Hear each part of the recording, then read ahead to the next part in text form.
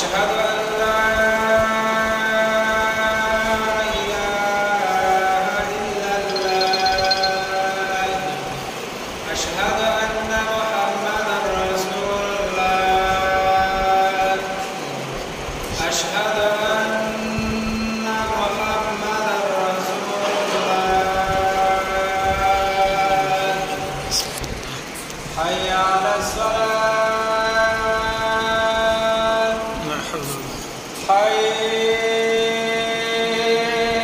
على الصلاة. حي على الفلاح.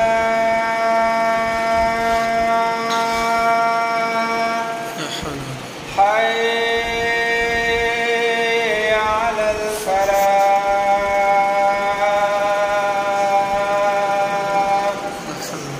الله أكبر الله أكبر. لا إله إلا الله.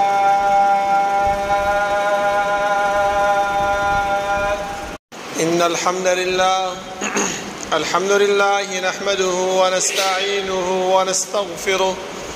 ونعوذ بالله من شرور أنفسنا ومن سيئات أعمالنا. من يهده الله فلا مضل له ومن يضلل فلا هادي له. وأشهد أن لا إله إلا الله وحده لا شريك له وأشهد أن محمدا عبده ورسوله.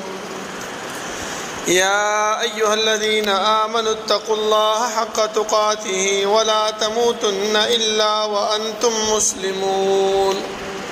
يا أيها الناس اتقوا ربكم الذي خلقكم من نفس واحدة وخلق منها زوجها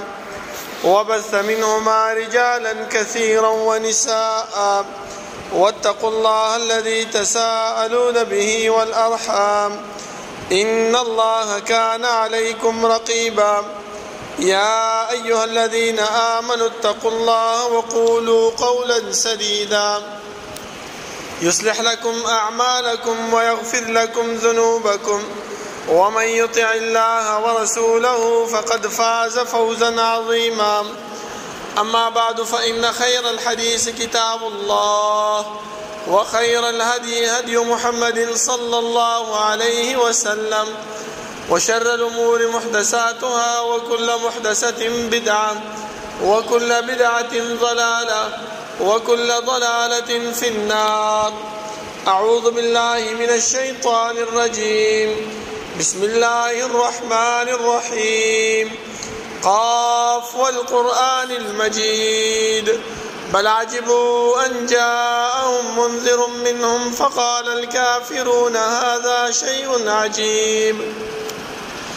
أإذا متنا وكنا ترابا ذلك رجع بعيد.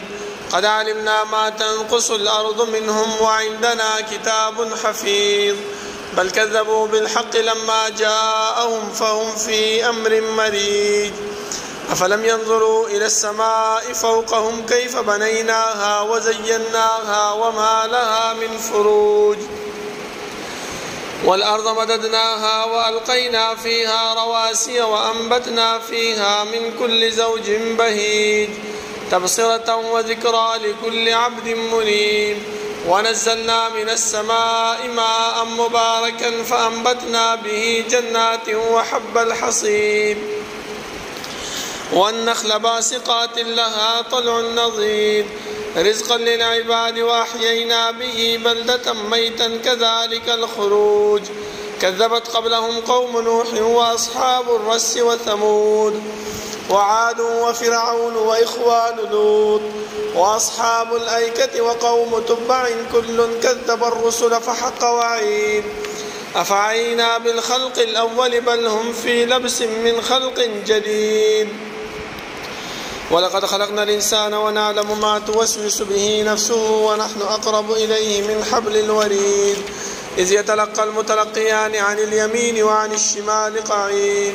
ما يلفظ من قول إلا لديه رقيب عتيد. وجاءت سكرة الموت بالحق ذلك ما كنت منه تحيد. ونفخ في الصور ذلك يوم الوعيد. وجاءت كل نفس معها سائق وشهيد لقد كنت في غفلة من هذا فكشفنا عنك غطاءك فبصرك اليوم حديد. وقال قرينه هذا ما لدي عتيد ألقيا في جهنم كل كفار عنيد مناع للخير معتد مريب الذي جعل مع الله إلها آخر فألقياه في العذاب الشديد. قال قرينه ربنا ما أطغيته ولكن كان في ضلال بعيد قال لا تختصموا لدي وقد قدمت إليكم بالوعيد ما يبدل القول لدي وما أنا بظلام للعبيد. يوم نقول لجهنم هل امتلأت وتقول هل من مزيد وأزلفت الجنة للمتقين غير بعيد هذا ما توعدون لكل أواب حفيظ من خشي الرحمن بالغيب وجاء بقلب منيب ادخلوها بسلام ذلك يوم الخلود لهم ما يشاءون فيها ولدينا مزيد وكما أهلكنا قبلهم من قرن هم أشد منهم بطشا فنقبوا في البلاد هل من محيص إن في ذلك لذكرى لمن كان له قلب أو ألقى السمع وهو شهيد. ولقد خلقنا السماوات والأرض وما بينهما في 6 أيام وما مسنا من لغوب فاصبر على ما يقولون وسبح بحمد ربك قبل طلوع الشمس وقبل الغروب ومن الليل فسبحه وأدبار السجود واستمع يوم ينادي المناد من مكان قريب يوم يسمعون الصيحة بالحق ذلك يوم الخروج إنا نحن نحيي ونميت وإلينا المصير يوم تشقق الأرض عنهم سراعا ذلك حشر علينا يسير نحن أعلم بما يقولون وما أنت عليهم بجبار فذكر بالقرآن من يخاف وعيد. اللهم صل على محمد وعلى آل محمد كما صليت على إبراهيم وعلى آل إبراهيم إنك حميد مجيد. اللهم بارك على محمد وعلى آل محمد كما باركت على إبراهيم وعلى آل إبراهيم إنك حميد مجيد. بسم الله الرحمن الرحيم إن عدة الشهور عند الله 12 شهرا في كتاب الله يوم خلق السماوات والأرض منها 4 حرم ذلك الدين القيم فلا تظلموا فيهن أنفسكم وقاتلوا المشركين كافة كما يقاتلونكم كافة واعلموا أن الله مع المتقين. وقال تعالى في مقام آخر والفجر وليال عشر والشفع والوتر دا الله رب العالمين احكم الحاكمين دا طول بادشاہ دا طول زبردست هغه رب العالمین چې تمام کائنات خالق او مالک دی هغه الله چې تمام کائنات متصرف او منتظم دی هغه رب العالمین چې هغه په صفاتو کې او صفت فعال لما يريد دی رب العالمین چې سکه سوخ چې کوي سرنګ چې کوي چا سره چې کوي کولای شي د الله رب العالمین نه څوک تاسو نشي کولای او نه الله رب العالمین د خپل عاقبت او د انجام نه ویریږي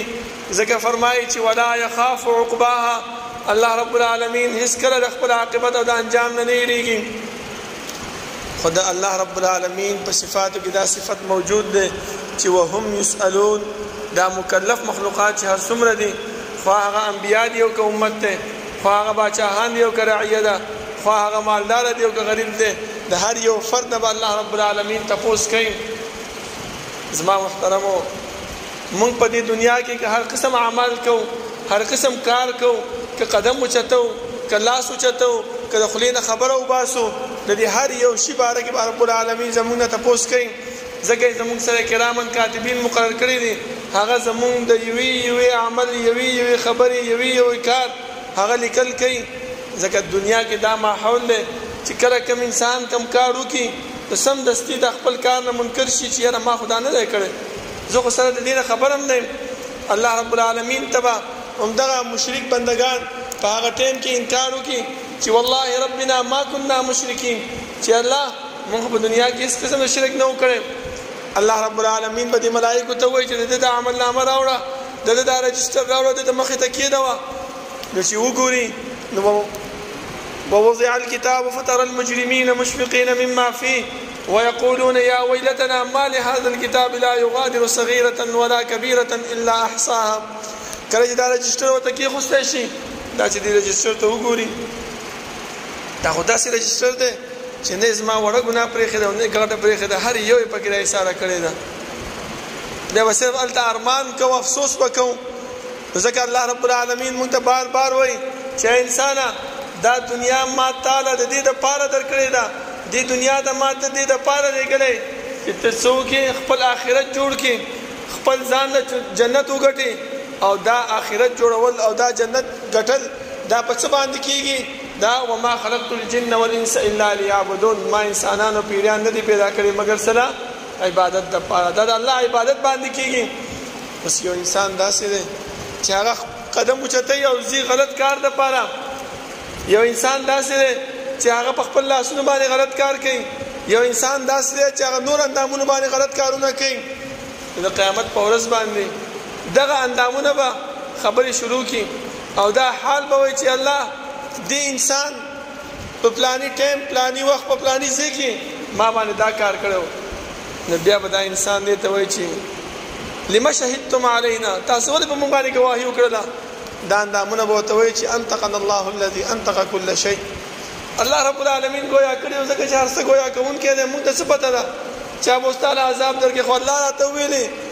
چې په دنیا کې دې په تا باندې کم کم کارونه کړي څه صحیح در باندې کړي شابه اوس راته ووایه یوم تشهد علیهم السنتهم وایدیهم وارجلهم بما كانوا یکسبون. د قیامت په ورځ باندې به دغه ژبه به هم ګواهي کوي دا لاسونه دغه خپې دا اندامونه دا ټول به موږ باندې ګواهي کوي چې الله پلاني ټایم پلاني ورځ پلاني وخت کې د ده داسې کار کړی. زما محترمانو موږ به بیا څه جواب کوو ځکه الله رب العالمین خو صفت دا دی چې وهم یسألون موږ ټول نه به تپوس کوي نو چې تپوس کوي نو په کار دا دی موږ هغه عمل وکړو چې په هغه عمل باندې موږ ته څه ملاویږي جنت ملاویږي. د الله رب العالمین لکونه او کروڑونه رحمتونه په جناب محمد رسول الله صلی الله علیه وسلم باندې چې هغه موږ ته د الله ذات او صفات د الله اسماء او احکام راته وښودل هغه لارې او هغه طریقې راته وښودلې چې په هغې باندې عمل کولو سره موږ د رب العالمین رضا او جنت حاصلولی شو او هغه لارې او هغه طریقې مو ښودلې چې د هغې نه په اجتناب سره موږ د رب العالمین د قهر او د غضب نه بچ کېږو. زما محترمو الله رب العالمین چې دې دنیا کې موږ رالیږلي یو نو دا د روزمره ژوند چې دی د دې د تېرولو دپاره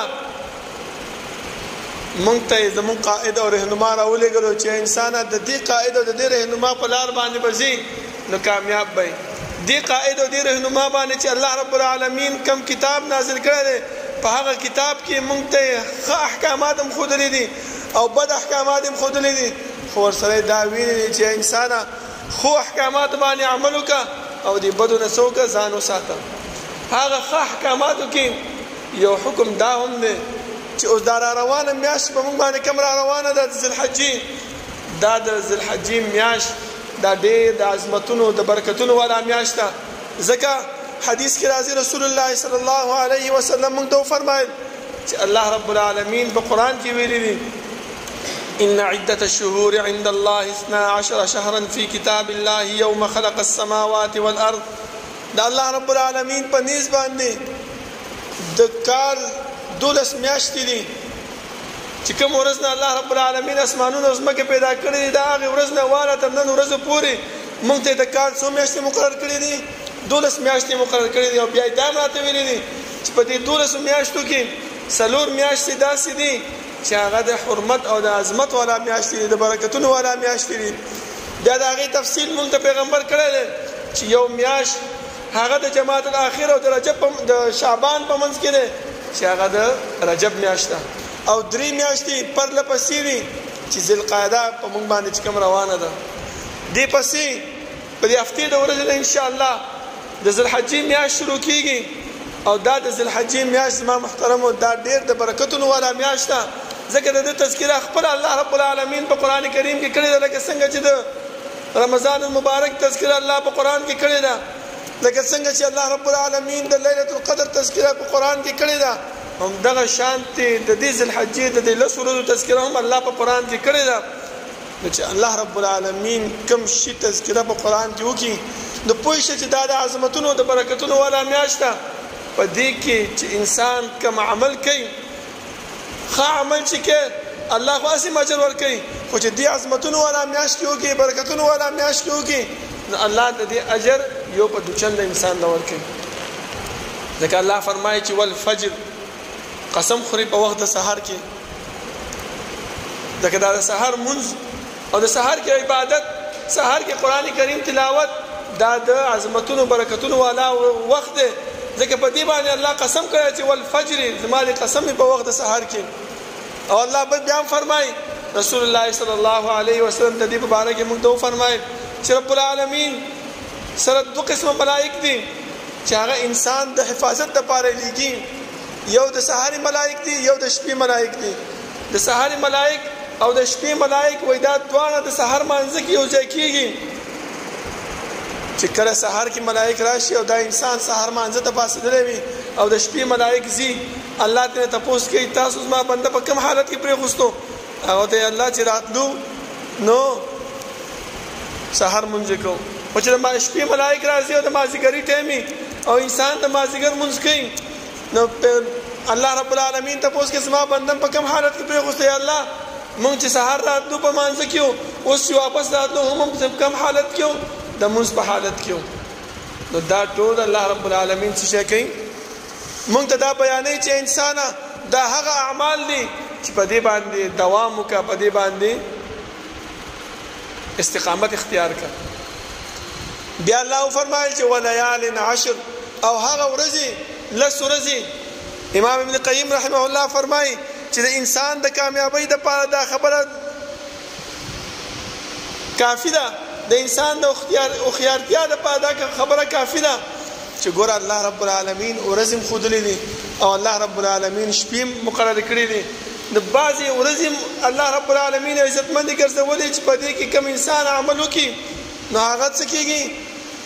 اجر دوچنده ورکوي. او بعضې شپې داسې دي چې الله فرمایي چې په دې کې ته عمل وکړه نو زه به تعالی اجر څه درکړم ډبل به درکړم. هغه ورځې کم یو دي، هغه ورځې د هغه لس ورځې دي د څه د ذوالحجې د اول تاریخ نه والا تر نهم تاریخ پورې. ولې عظمت والا دي؟ ځکه چې په دې کې یو خو د اسلام پنځم رکن ادا کېږي، بل د عرفې روژه ورځ پکې ده. او پیغمبر فرمایي چې کوم انسان د عرفې روژه ونیوله هغه داسې دی لکه چې زه ګمان کوم په الله باندې چې د دې انسان به دوه کالونه ګناهونه الله رب العالمین معاف کوي. کم ګناهونه؟ صغائر ګناهونه. ښه کبائر ګناهونه صرف په توبه باندې معاف کېږي، هغه په دې اعمالو نه معاف کېږي. په اعمالو باندې کم ګناهونه معاف کېږي؟ صغائر ګناهونه معاف کېږي. لکه انسان د مانځه نه وروسته چې تسبیحات وایي سبحان الله الحمدلله درې دېرش کرته په دې باندې الله رب العالمین د دې صغائر ګناهونه معاف کوي. پیغمبر حدیث کې فرمایي چې وان کان مثل زبد البحر اگر که سمندر د زګونو برابر ولې نه وي. الله قرآن کې فرمایي چې کله کوم انسان نه ګناه وشي واتبع السیئة الحسنة د بدیو پسې چې بدی نه وشي سمدستي نیکي وکړه، مونځ وکړه، اودس وکړه، 2 رکعاته نفل وکړه. په دې باندې الله ستا دا صغائر ګناهونه څه کوي؟ معاف کوي. او که دغه کارونه موږ په دې ذوالحجې میاشت کې وکړو نو زما محترمو که کوم انسان دا طاقت لري چې د ذوالحجې د اولې نه واله تر نهمې ورځو پورې روژه ونیسي نو دا خو د هغه دپاره نور علی نور دی. او که طاقت نه لري نو صرف دا د یو ذوالحجې دا د عرفې روژه چې دا خو خامخا موږ ونیسو ځکه د 2 کالو ګناهونه معاف کېږي. که موږ هر څومره ځان مړه کړو، په ځان باندې سخته تېره کړو، په ځان باندې کوشش وکړو او د 2 کالو ګناهونه ځان نه نشو معاف کولی. په دې یو وړه ورځ روژه باندې موږ باندې الله رب العالمین د 2 کالو ګناهونه څه کوي؟ هغه معاف کوي. نو ولې موږ سستي وکړو زما محترم؟ پکار دا دي چې د هفتې د ورځې نه ذوالحجې میاشت شروع کېږي. یو خو د قرباني مسله ده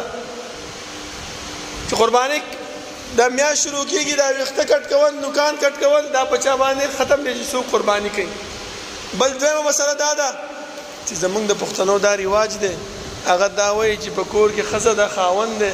پلار دی، زوی دی، د هر یو کس به بیل بیل چې کوم دی قرباني کوي. بلکې حدیث کې رسول الله صلی الله علیه وسلم فرمایي چې کم کور کې یو مشر وي او هغه مشر قرباني کوي دا ټول کور د پاره کافي کیږي لکه پلار مشر دی د کور د هغې د لاندې بچي دي ښځې ده انګوریانې دي هغې د لاندې نور نوسي کړوسي دي او دا پلار مشر دا پلار قرباني کوي دا د ټولو دپاره کافي کیږي دا نه چې ښځه به خپله کوي زوی به خپله کوي د زوی ښځه به خپله قرباني کوي نه دا نشته دی دا هسې موږ خپل پښتنو یو رواج جوړ کړی دی خبره زما نه چا تپوس وکړي موږ حج ته روان یو هلته خو خپله قرباني کوي وایي چا راته وویل چې نه خو د حج قرباني ده دلته به بېله کې ما ولې څه زیاتې ده سره که پیسې څه زیاتې مونږ له راکمایلې ولې چې کوم دی نه دومره ځان ستړی کوئ خو دا هسې زموږ یو رواج دی زما محترمو دویم د قربانۍ مسله کې دا ده چې رسول الله صلی الله علیه وسلم د غوین مال کې دوه غاښې ښودلی دی چې دوه کاله وي اوس یو غوا داسې ده چې هغه د دوه کالې غاښونه یې نه یې کړي هم پرې قرباني نه کېږي ځکه چې تاسو منډۍ ته لاړ شئ که نه دا سوداګران څه وایي په کال پوره ده خو غاښونه به وکړي خو په کال پوره ده قرباني پرې کېږي نه تر څو چې دا دوه غاښونه لاندې نه یې کړي مسنه دې ته ویل مسنه مراد چې دوه غاښونه یې کړي وي چې دوه غاښونه یې نه یې کړي اگر که کالونه یې پوره 15 کاله ولې نه خو چې غاښ یې نه یې کړي قرباني پرې نه کېږي دا شرط یاد وساتئ زما محترم د ګډین مال کې یو کال دی د چیلي مال کې 6 میاشتې وي دا عمر دی موږ د پیغمبر ښودلی دی اوس که په دې باندې عمل کوو نو اجر او ثواب به ډبل او که نه کوو چا موږ باندې زور نشته دی ثواب ورځو الله له به جواب ورکوو چې الله تا خو پیغمبر را لېږلی او داسې راته ویلي او موږ ځان نه چې کوم دی دا کارونه کول بس که چا سره جواب وي هغه جواب دې ځان سره وساتي سبا دې بیا الله له هلته ورکړي او چا سره نه وي نو په دې اعمالو باندې عمل وکړي چې سبا موږ څه شو کامیاب شو زما محترم بیا الله رب العالمین موږ ته وفرمایل چې دغه ورځې چې کوم دي دا د عظمت والا ورځې دي په دې کې نیکي یو په چنده باندې الله ورکوي اجر یو په په چنده باندې ورکوي ځکه د رمضان المبارک د آخري 10 ورځې چې دي د اعتکاف والا په دې کې دا ولې برکتونه والا دي ځکه الله رب العالمین دې کې ليله القدر ګرځولې دی قران کریم پکې نازل شوی دی الله وایي چې انا انزلناه فی لیلة مبارکة دې شپه ته الله مبارک ویلې دي چې یو شي الله مبارک وي الله ود عظمت ورکړي الله ود لویواله ورکړي او په دې کې موږ عمل وکړو په دې کې موږ الله رضا کولو کوشش وکړو سم خیال دی الله موږ راضي نشي الله موږ خوشاله نشي الله به زموږ د ګناهونو معاف نه کړي هر انسان ګناهګار دی هر انسان چې کوم خطا شوی دا نو هغه خطا مطلب څنګه ورکول کیږي په دې نیکو باندې محترم ورکول کیږي او په دې ورځو کې یو څو عمل ز تاسو ته خیمه هغه اعمال چې شری رسول الله صلی الله علیه وسلم فرمای چې یو انسان داسې دی چې هغه ډیر کارونه کوي ډیر اعمال کوي یو صحابي تاسو کې چې دا الله رسول دا jihad کول چې دي دا هم د دې عملونو بهتر دي رسول الله صلی الله علیه وسلم فرمایي ولل جهاد فی سبیل الله او کوم انسان چې په دې لس ورځو کې کوم عمل کوي هغه د جهاد نه هم بهتر دي الا مگر هغه مجاهد چې خرج بنفسه او ماله خپل ځان خپل مال باندې وزي هغه بیا بهتر دی ما سوا دا غینا کوم انسان چې په دې لس ورځو کې کوم عمل کوي هغه د مجاهد نه هم بهتر دی نو ګور اسلام محترم مجاهد سړي ته پاره په اول ورځ باندې الله رب العالمین ټول ګناهونه معاف کوي جنت ولا مقرر کیږي خو هغه مجاهد عمل د دې لس ورځو عمل نه هم شي کم دی هغه دا او لس ورځو عمل ته نشي دی بهتر دی نو ولی موږ داسې عمل نکوو یو صحابي راغی رسول الله صلی الله علیه وسلم ته فرمایل چې دا الله رسوله زه چې کوم دی تا باندې چې صلات او درود لګم ډیر وخت ورکوم پیغمبر ته سونه ورکه وای درېمه حصہ هغه زیات کې په دې باندې وای نیمه حصہ ورکم وای نورم زیات کا وای درې حصے ورکم وای نورم زیات ورته هر وخت په پتا باندې درود وایم پیغمبر چې او صحیح ده په دې باندې الله رب العالمین استا غمونه استا پریشانیان استا بیماریان استا تکالیف دا به ختم کړي چې به موږ بلار باندې روان یو اسی خبرې کو کنزل کو بدرد وایو سندري وایو په دې باندې زموږ خله نستړي کېږي خو چې موږ درود شریف وایو اللهم صل علی محمد وعلى ال محمد كما صليت على ابراهيم وعلى ال ابراهيم انك حميد مجيد اجر ته ګورئ پیغمبر فرمایي چې ملائک راشي ما ته ووایي چې پلاني د پلاني زوی په تا باندې درود وویلو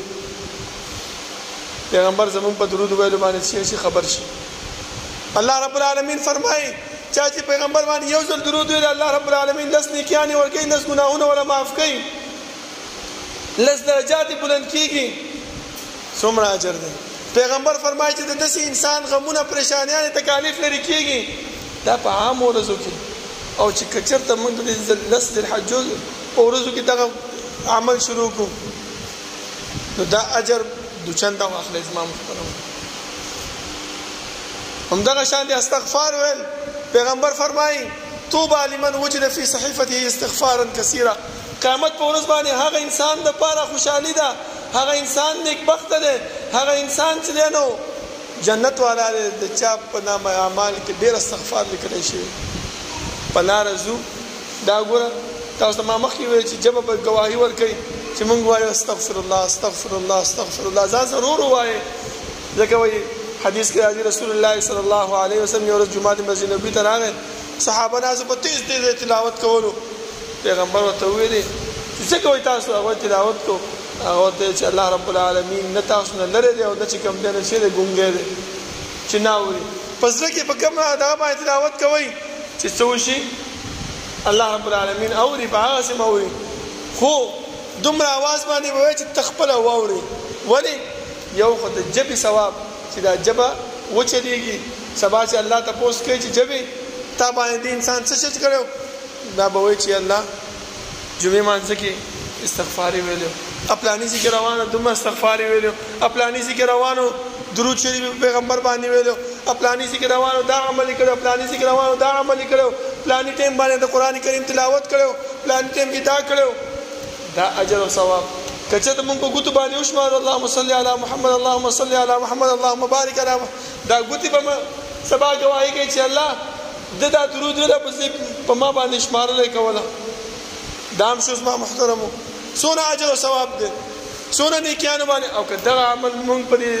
ذل حج په میاشت کې وکړو زما محترمو اجر او ثواب په ډبل شي پوه شئ او ټولو کې صحیح خبره ده الله رب العالمین فرمایي چې فلا تظلموا فيهن انفسكم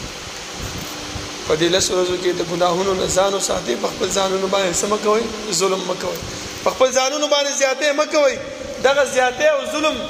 په دې باندې انسان چې کوم دی نو هغه څه کېږي ګناهګارېږي تباه کېږي بربادېږي پکار دا دی چې موږ څه وکړو خاص کر په دې لس ورځو کې د هر قسم ګناهونو نه ځان وساتو او کوم انسان د ګناه باندې عادت وي لکه بعضې خلک داسې خاص کر موږ دا ډریوران په کنځلو باندې اموخته یو چې مخ ته لږ ګاډی راشي بس کنځل کوو څه خبره نه شي بد رد وایو انسان ته پکار دی چې دې ګناه نه ځان بچ کړي نو څنګه بچ کړي په ځان باندې مالی جرمانه ولګوي یاره که ما نن نه کنځل وکړل زه به 10 روپۍ صدقه کوم یاره که ما نن نه بعد دا بد رد وویل زه به 50 روپۍ جرمانه ورکوم بیا دې ته ګناه وکړه بیا ته بد رد ووایه خو چې په ځان باندې سخته تېره کړو زما محترم یو ورځ دوه ورځې سخته دا ټول عمر دپاره زمونږ دپاره څه کېږي کافي کېږي خو چې په ځان باندې لږه سخته تېره کړو ځکه الله فرمایي چې فلا تظلموا فيهن انفسکم په خپل ځانونو باندې ظلم مه کوئ زیاتې مه کوئ نو چې ظلم او زیاتې کوو نو بیا موږ باندې څه کېږي دغه عذاب په موږ باندې راځي او موږ چې کوم دی د نیکۍ نه څه کېږو محرومه کېږو بیا زما محترمو په دې ورځو کې خاص کر د روزو ډېر اهتمام پکار دی د هغې ډېر اجر او ثواب دی او ورسره د عرفې د روزې قرباني کول صدقات او خیرات ورکول دا ټول داسې اعمال دي د قرآن کریم تلاوت کول استغفار ویل پیغمبر باندې درود ویل د مانځه اهتمام کول چې په وخت باندې مونځ وشي تکبیر اولی نه فوت کول د سنتو خیال ساتل د وترو خیال ساتل د سهار د سنتو خیال ساتل دا ټول هغه اعمال دي زما محترمو چې په دې باندې مونږ ته الله رب العالمین سره کوي اجر او ثواب راکړي الله رب العالمین نه دعا ده چې الله رب العالمین د عمل کولو توفیق راکړي او الله رب العالمین دې مونږ نه هغه کارونه والي چې هغه زمونږ د نجات او زمونږ د کامیابۍ ذریعہ وي او الله رب العالمین په دې لس ورځو کې مونږ د هغه اعمال والي چې زمونږ د جنت ته د تلو ذریعہ وي أقول قولي هذا واستغفر الله لي ولكم ولسائر المسلمين.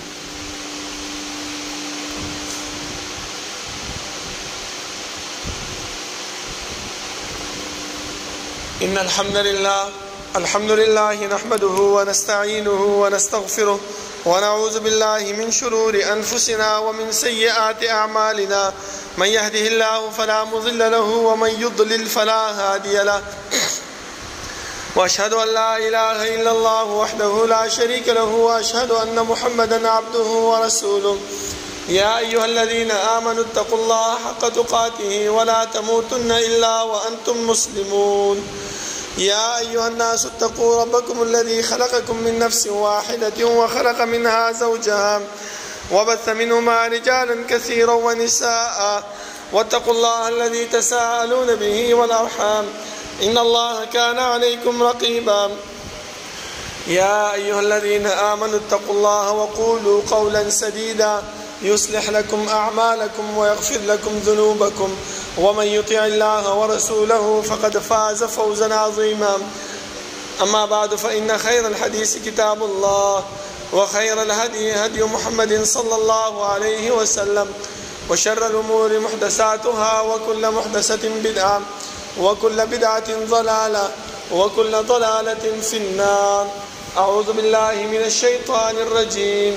بسم الله الرحمن الرحيم. فلا تظلموا فيهن أنفسكم.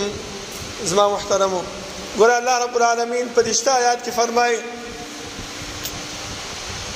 فلا تظلموا فيهن أنفسكم. بخپل ځانونو باندې ظلم مکوئ. څنګه ظلم مکوئ چې کوم احکامات موږ ته پیغمبر خودلې دي کوم احکامات موږ ته الله رب العالمین خودلې دي باید چې په هغې کې موږ څه ونه کړو سستي ونه کړو. هغه اعمال کول پکار دي چې په هغې باندې الله رب العالمین رضا کېږي. لکه پیغمبر فرمایي چې په دې 10 ورځو کې کوم انسان عمل کوي هغه عمل الله رب العالمین ته دومره محبوب دي. صحابه خو چې دی نو ډېر شوقمند دي خبرې سمدستي تپوس کوي چې ولل جهاد فی سبیل الله. الله رسول جهاد هغه چې جهاد نه هم دې 10 ورځو کې عمل الله رب العالمین ته شي دی ډېر محبوب دي ډېر عزتمند دي. اوس موږ په دې کې عمل نه کوو نو دې کې د الله رب العالمین د طرف نه هیڅ هم نشته. لکه دا ګورئ بعضې خلک موږ څه کوو چې روژه ونیسو ستړي شو نو بیا کنځل چا ته کوو روژې ته کوو. مړه یو خو روژه ده یو ته تنګول کې بیړه د دې روژې وځه دا وځه هغه دا ته څه ضرورت ته زما محترمو په تا باندې چا څه زور خو نه دی کوي چې تل بد رد وې. دا خو ستا د کامیابۍ ستا د فلاح ذریعه ده. دا د الله رب العالمین په تا باندې حکم دی که په تا باندې سخت دی که بیماري که مشکلات که هر څه دا به ته نیسي. دا یو رکن دی د اسلام. که جنت غواړې ځکه حدیث کې راځي چې کله الله رب العالمین جنت پیدا کړو جبرائیل امین ته ویل چې جنت ته لږ ورشه چې هغه ورغی ویې کتل دا نعمتونه او دا اسایشونه او دا مهربانیانې د الله رب العالمین په دې جنت کې چې پیغمبر فرمایي چې ما لا عین رأت ولا اذن سمعت ولا خطر على قلب بشر. داسې نعمتونه الله تیار کړي دي چې د انسان سترګو لیدلي دي او نه د انسان غوږونو اورېدلي دي. هغه خو لا پرېږده وه چې د انسان په زړه باندې د هغې خیال هم نه دی تېر شوی. ځکه بعضې خلک مونږ په دنیا کې وایو څومره ښکلې ګاډي کې ګرځي اوهو څومره ښایسته بنګله ده اوهو څومره ښایسته دومره پیسې دي. د هغه خیال په ذهن کې تېرېږي که نه وایي الله داسې نعمتونه په دې جنت کې تیار کړي چې د انسان په زړه کې خیال هم نه دی تېر شوی. بیا یې جهنم پیدا کړو بیا یې ورته وایي چې اوس لاړ شه وګوره چې هلته لاړو چې ویې کتل دا عذابونه او دا تکالیف او دا مشکلات او دا سختیانې. بیا راغی الله تپوس وکړو چې څه دې ولیدل وایي چې جنت کې مې ولیدل نو ما امید وکړه چې که چېرته د دې نه انسانان خبر شو نو ټول به دې جنت لپاره به کوشش کوي داسې عمل به نه کوي چې جهنم ته لاړ شي. او چې جهنم مې ولیدو نو چې داسې عذابونه دي که دا عذابونه نه انسانان خبر شو نو د جهنم د تک په هیڅ عملونه کې الله رب العالمین چې ښه د جنت نه تکالیف مشکلات سختیانې راتېرې کړې او جهنم ته اسانتیا اسایشونه آرامتیا دا بیا عطاو کو. بیا یې ورته چې لاړ شه چې دا جنت ته ننوتو دا تکلیفونه او دا سختیانې او دا مشقت دا یې چې برداشت کول چې راووتو ورته چې الله دا ستا امت دا ستا بندګانان چې دي دا د جنت د تلو مستحق نه دي چې جهنم ته لاړو دا اسانتیا او دا آرام او دا راشنه وکتل وای دا ټول بندگان به چت دي جهنم ته دي اوس وګورو که په موږ بزان باندې سخت تیرو په ځان باندې تکلیف تیرو په ځان باندې لوګه تند تیرو څه د پاره د الله رب العالمین د رضا او د الله د خوشنودۍ لپاره نو جنت به حاصل کو کنه دا وایو چې پکړ دې پروت مو ودریم نه دې منزل اعظم نه دې روزه نیسم نه دې قرآن کریم تلاوت کوم نه استغفار ویم نه پیغمبر باندې درود ویم بس ما جنت ته الله را کړی دی ځکه پیغمبر ویلي دي چې بس کلمه دې ویلې ده او الله تعالی جنت درکې ټیک دې چل کوي با خو چې د جنت د تلو دپاره دا کوم ګناهونه دې چې کړي دي د دې ګناهونو عذاب خو به سکې که نه هغه خو به اخلې که نه بیا الله قرآن کې فرمایي چې وإن منکم الا واردها هر یو انسان به د جهنم ته ځي په دې پل صراط به د جهنم په سر باندې تېرېږي ثم ننجي الذين اتقوا ونذر الظالمين فيها جثيا متقیان او پرهیزګار خلک به زه بچ کوم او ګناهګار او ظالمان خلک به د جهنم ته ورغورځوم نو اوس وګورو زما محترم وکس جنت غواړو دا تکلیف به په ځان باندې برداشت کوو دا سختیانې په ځان برداشت کوو او که جهنم غواړو بیا د دې نه به ځان وینځو الله رب العالمین نه دعا ده چې الله رب العالمین د عمل کولو توفیق راکړي او الله رب العالمین دې موږ نه هغه اعمال والي چې هغه د جنت ته د تلو ذریعه وي او د هغه اعمالو نه موږ وساتي چې هغه د جهنم د تلو ذریعه وي او الله رب العالمین دا تکالیف دا مشکلات دا سختیانې د برداشت کولو توفیق دې موږ نه راکړي ربنا لا تزغ قلوبنا بعد إذ هديتنا وهب لنا من لدنك رحمة إنك أنت الوهاب ربنا اغفر لنا ولإخواننا الذين سبقونا بالإيمان ولا تجعل في قلوبنا غلا للذين آمنوا ربنا إنك رؤوف رحيم ربنا لا تؤاخذنا إن نسينا واخطأنا ربنا ولا تحمل علينا إصرا كما حملته على الذين من قبلنا ربنا ولا تحملنا ما لا طاقة لنا به واعف عنا واغفر لنا وارحمنا أنت مولانا فانصرنا على القوم الكافرين سوفنا برابر كنيستين الزيودين